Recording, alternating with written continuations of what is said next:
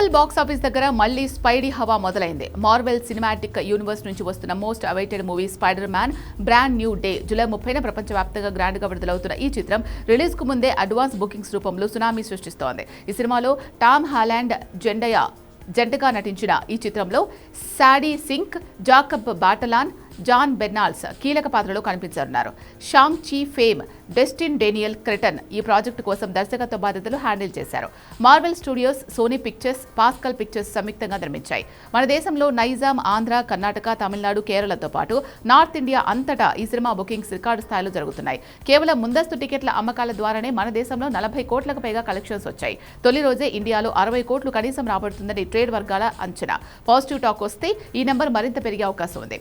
ప్రపంచవ్యాప్తంగా అన్ని దేశాల కలెక్షన్స్ కలిపితే ఈ సినిమా మొదటి వారంలోనే $500 మిలియన్ నుంచి $600 మిలియన్ సాధించే దిశగా దూసుకుపోతోంది. హాలీవుడ్ లవర్స్ కు, మార్వెల్ ఫ్యాన్స్ కు ఈ సినిమా థియేటర్స్ లో విజువల్ వండర్ గా నిలవడం ఖాయంగా కనిపిస్తోంది. మరి జూలై 30న థియేటర్స్ లోకి వస్తున్న ఈ స్పైడీ ఎలాంటి సంచలనాలు సృష్టిస్తాడో వేచి చూడాలి.